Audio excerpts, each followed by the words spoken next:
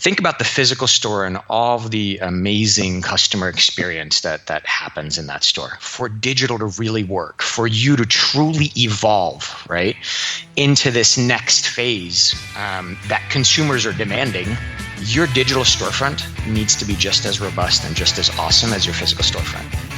You're listening to Convenience Matters, brought to you by NACS. Whether it's for food, fuel, drinks, or snacks, about half of the U.S. population shops at a convenience store every day. We'll talk about what we see at stores and what the future may hold for our industry. Welcome to Convenience Matters. I'm Carolyn Schnare with NACS. And I'm Donovan Woods with NACS and the Fuels Institute.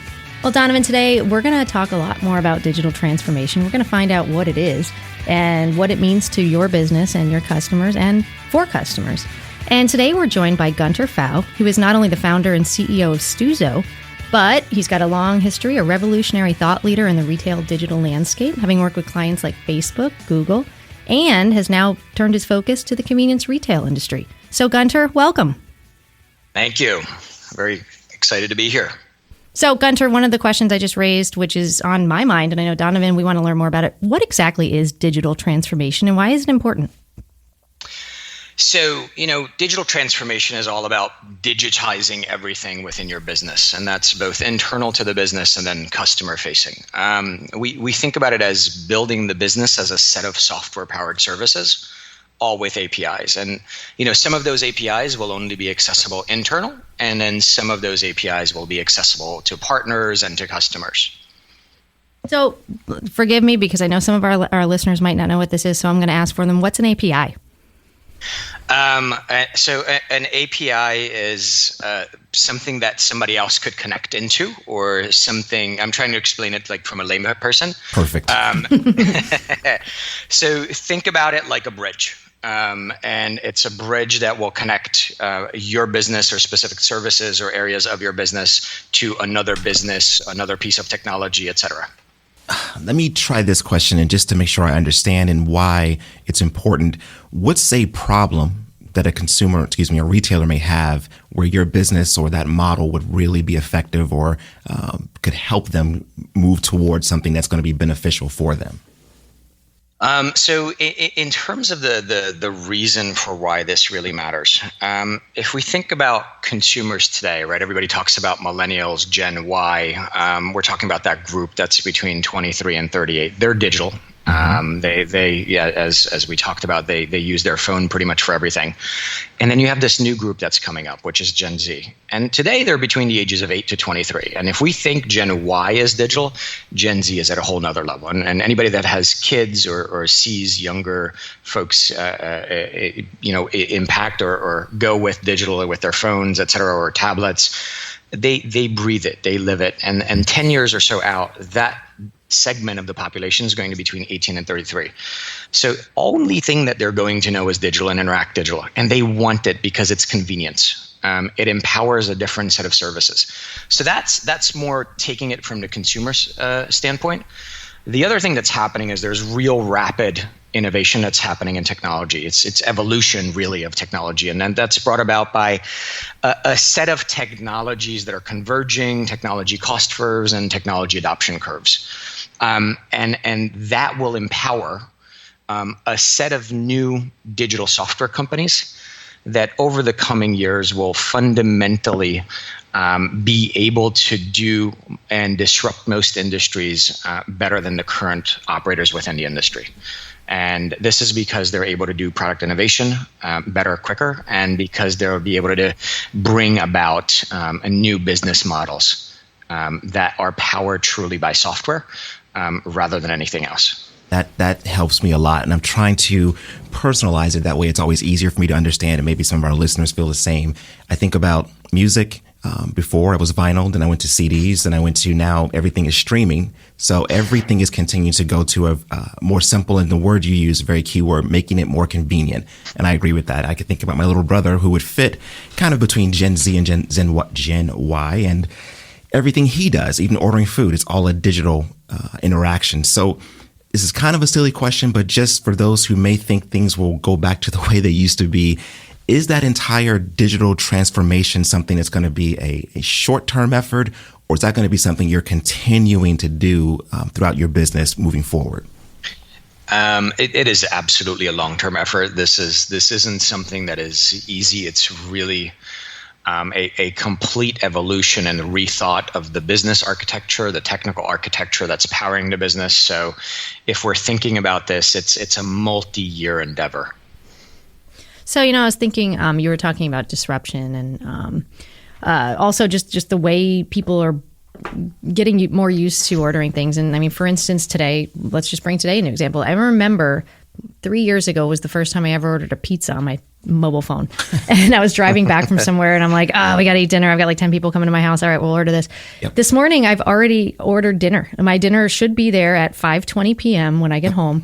And I've already done that. And I'm so used to it that I don't even think about it. And I was like, who uses a phone to order a pizza anymore? So I mean, convenient. do they even have phone numbers? I assume they do, but I suppose I could go to a place too. But it comes ingrained into your life when you get used to things. So I can see over the long term, even starting now where it might be kind of, in some businesses very clunky and some are very smooth with them. But I mean, you look down the road, 2 years, 3 years, because it's coming quickly, right, Gunter? I mean, what used to be a 10-year thing away, I mean, all of a sudden, like, boom, 2 years later, here we are. Yeah, I'd say, the one thing in this transformation, I think for a business, it's a lot safer to be early than to be late.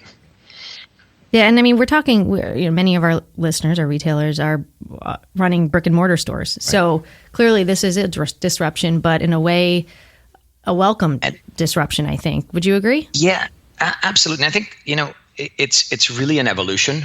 And maybe I can talk a little bit about the phases and how this comes about, right? If we think about it, the convenience store operators, if you look at some of the most revered ones, they've had a wonderful evolution over the past 50, 60, 70, 80, 100 plus years, right?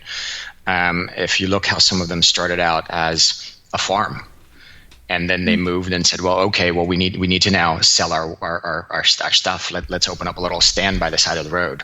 And they're like, oh, wow, okay, well, if we have this little stand and we're able to sell some things, now maybe we can make that stand a little bit bigger and put a little bit of retail store. And well, okay, well, now if we can sell milk, perhaps now we can also sell eggs and we can sell this and we can sell that. So we view this as a very natural evolution. It just happens to be that there's a new way of thinking about it, a new way of doing it. So, digital transformation has sort of like big bucket phases. The first one is building a digital infrastructure and a digital version of that physical store. So that physical store doesn't go away. We want to build a digital version of it. And, from a digital infrastructure places, we talked about that software, that architecture that can power, that is services based, that has an API on top of it. That's what we mean by digital infrastructure. We happen to call this open commerce, and it's got connects us at the core. So the other thing that's really important with this digital infrastructure, it needs to integrate it. It needs to have partners. It's not something that you're doing all on your own. But it is the architecture that powers the future of your business. And then the last piece is on top of this digital infrastructure is you build a purpose-built digital storefront. And I think, we're all talking about apps, right? Today, we're talking about mobile apps and things like this. Think about the physical store and all of the amazing customer experience that happens in that store. We're speaking and saying, look, it's got to be at the same level for digital to really work, for you to truly evolve, right, into this next phase that consumers are demanding. Your digital storefront needs to be just as robust and just as awesome as your physical storefront. Now, here's kind of the good thing about that. You have far more opportunities to remove friction and to personalize in the digital storefront than you do in the physical storefront. In the physical storefront, right, if you think about some of the most successful operators that have tremendous brand loyalty, have 5,000 consumers that walk in and out of their stores every day. Most of those consumers are unknown today, right? That's the real opportunity, is to get to know them, right? And to remove friction and drive personalization for them in that digital storefront. So you can have you can bring the wonderfulness and the goodness from that physical store that you have and really take it to the next level with a digital storefront. And that can then drive incremental customer behaviors and business outcomes. So like that's phase one. Any questions or things on that before I go into phase two? Yeah, a little bit. And I think just kind of to reiterate and then focus and then come back to what you just ended on. You mentioned two things early on, evolution. You started off with disruptor and then you went to evolution. And I kind of starting to get to the point where I'm hearing disruptors as totally a negative. And you kind of came at it with the evolution being the better word to use as more of a positive viewpoint of growing your business. Don't look at any challenge as a negative. Look at it as you're growing with your customers. So just a quick story. I love podcasts, obviously. And I hope. There's one I listen to. She's Donovan. I love you too. Just a little. There's one I listen to where they do business wars and they talk about different companies, whether it's Marvel, DC, Mattel, Hasbro, and that whole story. And usually the one who loses is the one who did not evolve. The one who just said, we're going to stick to our guns. This has always been successful. Barbie has always sold just like this. They lose. So for a retailer to not lose, you've mentioned, Gunter, the digital storefront. Can you explain what would that mean? If I'm a retailer, I own 10 stores, one store. What does that mean, my digital storefront? Are you just talking about what the customer sees when they go online, whether it's mobile or by your desktop or laptop? So today it is primarily mobile, but we don't know what it'll be tomorrow. Right. There's some folks that are saying, well, the car is the next thing. There's other folks that are saying it's going to be some sort of augmented reality, right? Alexa skills, voice, etc. So today, I would say it's focus on mobile. However, build that infrastructure in a way that you don't care whether it's mobile, whether it's augmented reality, whether it's digital signage, that you have it in a way that it can power all of those things and it doesn't matter. Okay, that makes sense to me. And I think that approach keeps you fluid. It keeps you just moving. You don't care the platform. You just make it work for your customer. You're really following them. So again, as a retailer, how would Stuzo kind of come in and help me go about that transformation? So we can be that infrastructure, and we can help to, together build a purpose-built digital storefront. And typically digital storefronts, they have, if you think about it, payments, right? Commerce is the rails. And then you have personalization, and then you have whether it's offers, whether it's loyalty, all of those things. And we're not doing all of those things ourselves. We are the infrastructure with our open commerce platform, and then we can develop the various experiences. And then we very much believe in best of breed partner integrations. So, I mean, that's making just, I think, as I think of like things like I walk into a store and you see the kiosk, you want it to, if it looks drastically different than the rest of the brand or the different the colors on the outside of the store, it's just, it confuses a customer. So you want to make sure all those things match. And it makes sense. You're like, what am I buying here? Where am I? What just happened when you walk through that door and it's entirely different on the inside versus it is on the outside? Yeah. So let's assume we've got this awesome digital infrastructure, right? We have our digital storefront. The digital storefront is now much more personalized than the physical storefront that we have. It's much more, we've removed friction. Now let's bring that back to physical, right? So we start with digital, but then we bring it always back to the physical retail location. So it's, we think about this as bringing frictionless and personalized commerce to the actual physical store.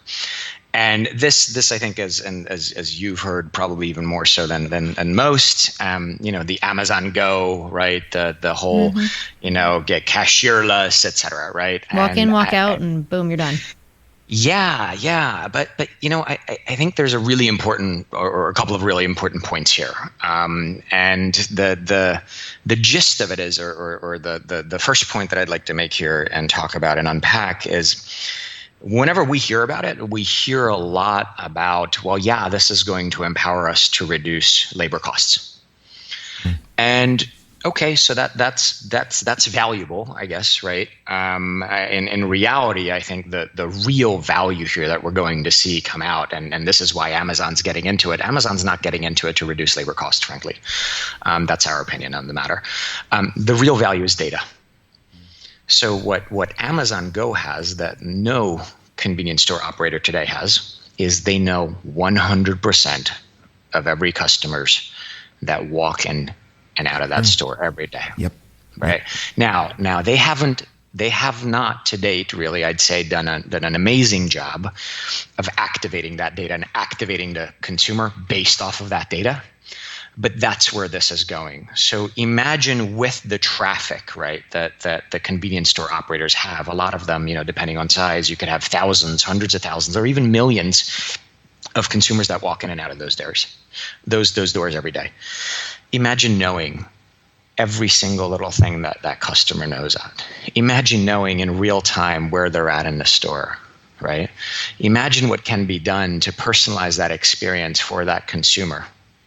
That's the real value, is truly being able to understand and deliver a one-to-one personalized experience to all customers. And if we can do that, right, so then here comes the outcome of that is incremental customer outcomes. Because with that personalized experience, we can increase visit frequencies and we can increase dollar spend per visit. So I think the industry has sort of been focused on this labor cost reduction, right? If we think about it to your point about disruption versus evolution, right? And one being more positive and one being sort of more like this negative connotation. Mm-hmm. Yeah, okay, we think it's better to focus on that more positive connotation and say, increase your revenues. Really build and evolve this business and provide a better customer experience to increase your revenues. And perhaps you can reduce some labor costs while you're doing this, or perhaps you can have convenience concierges that create a really amazing and unthought of customer experience that is really at the fingertips of being possible today. So that's kind of like one thing. The other thing is, this will never be one size fits all, at least not over the next, let's call it 5 years, right? So there's multiple modalities to frictionless. We think about it in 3. Mobile scan and go. 7-Eleven is doing it. Sam's Club is doing it. Really simple, right? You have your phone. You carry your phone with you. You scan products as you go. Depending on what how the business wants to operate, you can either just walk out or you have to show your phone or things like that. Right? That's at the simplest. It's not rocket science. The next phase is grab and go on select inventory. We think this is kind of super interesting. So if you think about a case or a refrigerator, it's locked. You unlock it via QR code. That QR code transmits your identity, your payment credentials. You grab whatever you want and you roll. You could think about that inside of the store or outside the store, right? And then the last one is complete frictionless, right? So that this is Amazon Go-like. If you're an operator that has hundreds of stores, let's say, you're not going to have all of them be the same. You'll have a mix of these different modalities of frictionless. So I think that's also like a really important point, because as we hear the chatter in the industry, it's all about what's Amazon Go, it's this, it's a mix. It really depends on the store footprint. It depends on the demographics that walk in and out of that store.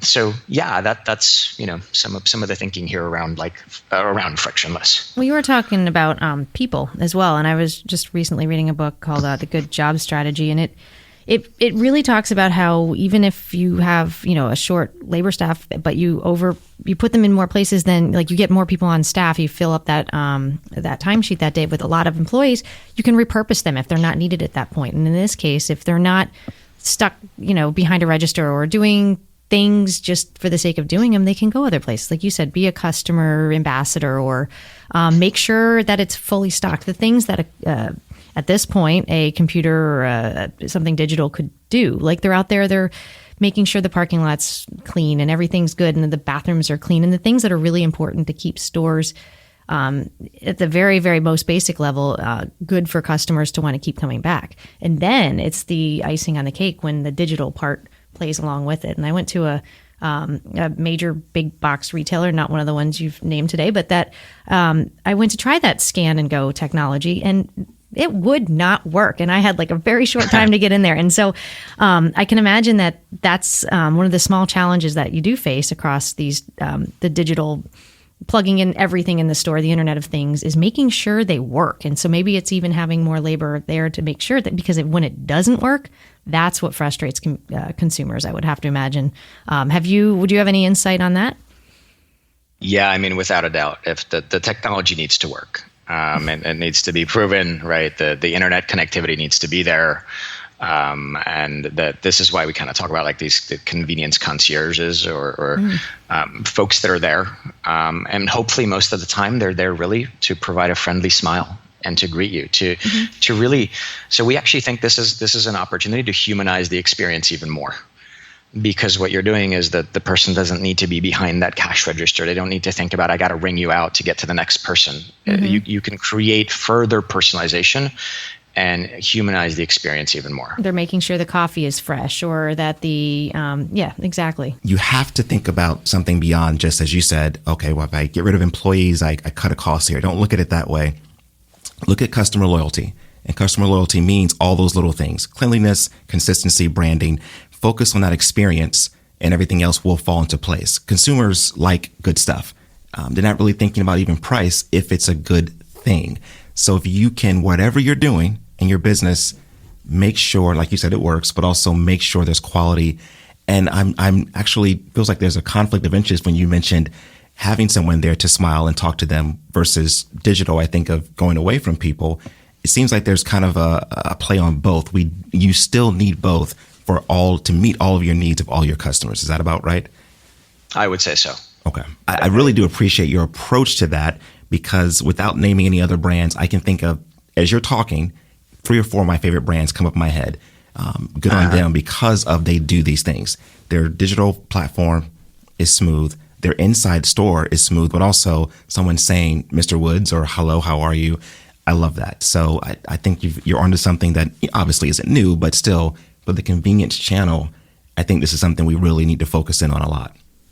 Yeah, and I think, we would call that good business. And further, right? This is the level of execution that will be required.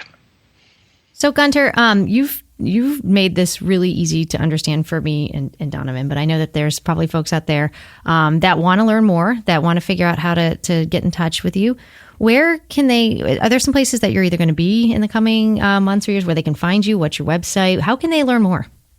Oh, absolutely. So our team's at NACS. Our website is stuzo.com. And, I think we're very accessible via Connexus or other industry events. Folks should just reach out if they want to have a conversation about all this. Well, Gunter, I appreciate your time today. Donovan and I can't even look at retail the same way after today, because it's just now you know what's out there and what you want to see. So I want to go to all these convenience stores and make sure that they are digitally transformed. So thank you for your time today. Thanks for being with us, and thank you for listening to Convenience Matters. Convenience Matters is brought to you by NACS and produced in partnership with Human Factor. For more information, visit convenience.org.